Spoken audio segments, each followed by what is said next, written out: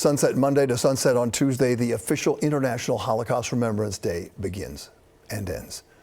It honors the 6 million or so Jews who were killed during the Nazi genocide of World War II, known as the Holocaust, throughout Europe by Adolf Hitler's regime to wipe out one of the smallest in terms of followers, but oldest religions on earth. The goal is to never forget, which is what some people, including in this country, may be doing these days. And it's happening at a time when anti-Semitic sentiment and hate crimes are at higher rates than they have been in many decades. Joining us right now to talk about this and so much more, profoundly talk about it, Leo Ullman of Long Island, a remarkable man who survived the Holocaust when, as a toddler, his parents gave him to a Christian family in Amsterdam to hide and protect him. Also with us, journalist Dana Arschin, who has told Leo's story on video in the most powerful way. She's now working for the Holocaust Memorial and Tolerance Center of Nassau County. Both of you, thank you so much for joining us, and good to see you both, Dana and Leo. Leo, let me start with you. You were 2 years old when your parents gave you up to another family, staying in Amsterdam because they wanted to save your life. They thought it was the only way they could save my life and that of themselves, that they had to go into hiding, which was a very difficult decision. I was actually 3 at that point, and they had to decide to give me to the resistance, and the resistance arranged for my hiding place, ultimately with a policeman, a retired policeman and his wife in Amsterdam, not knowing who I was or where I came from, just knowing I was a Jewish kid. Yeah. And my parents, in the meantime, went into hiding the other end of Amsterdam, not knowing where I was or whether I was alive. And go ahead. You eventually, let me interrupt you. You eventually were reunited. You were reunited with your parents. When and what happened after that? It was right after Amsterdam was liberated, which was the 5th of May in 1945. At that point, Amsterdam was freed, and my parents were able to find out where I was through an intermediary in the resistance. And they came to pick me up, and I didn't know who they were. It had been so long, and I was thinking that the people who were taking care of me were my parents. And suddenly these people who looked so emaciated and in terrible shape suddenly said that they were my parents, and I didn't know. Oh gosh, I think people are tearing up right now to hear your story, Leo. And let me just say before I get to Dana, we saw your really nice waterfront home, a little tennis court there. We know what you've done. You went to Harvard. You just were so very well educated. You got a law degree. You were in the Marines. You got an MBA from Columbia. You've been a very successful businessman. And I think the best thing I ever heard you say on tape, and a tape that was made, a video by Dana, is that your growing family is your greatest revenge against Hitler. Talk a little bit about that, and then I want to talk to Dana.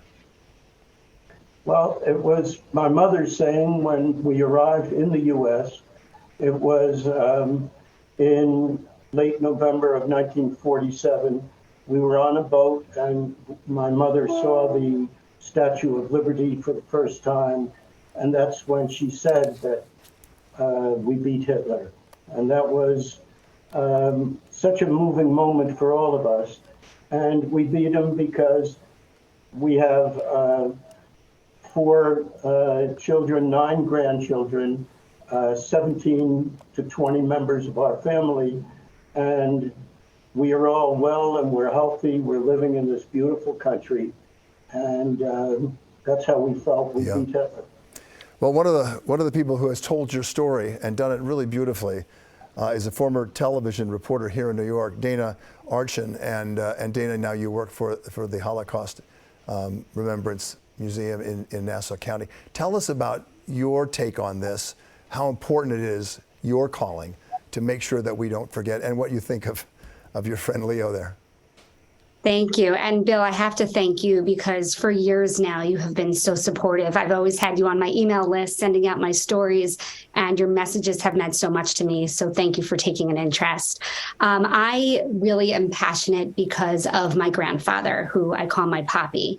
He just turned 101 in March. and he is an Auschwitz survivor. Both of his parents and 5 of his siblings were murdered. And I think it's unfathomable to imagine what he went through. And I dedicated past 10 years of my life really learning his story. I went back to Poland in 2018 and I did 3 short films on my journey there. I visited all different camps and I just spent my life trying to learn.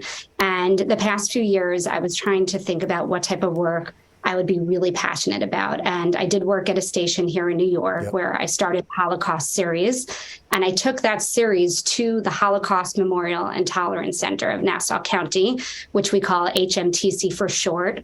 And I'm the museum's first ever storyteller, which is really unique, really innovative. I wrote up this crazy pitch and I said to the museum, let me do this for you. And they were so inviting and so welcoming and really excited for this. And I've interviewed 18 survivors since September. I'm about to interview my 19th survivor next week. And I go all over the tri-state area. I've interviewed survivors in Florida, and I basically document their stories and create these short 5 to 10 minute long films. And they are so profound and so moving. You're in television, you know this, and so you understand that. I got 30 seconds left to get an answer from you. You're doing this. What is your reaction to what you see with the hatred all around toward Jews?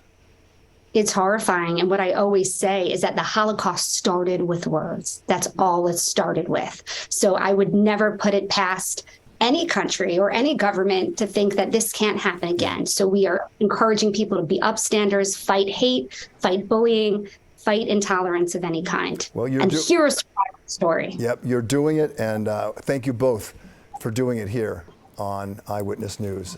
Extra time. I really appreciate it. Dana and Thank Leo. you so much, Bill. Good luck to you. Thank you very much.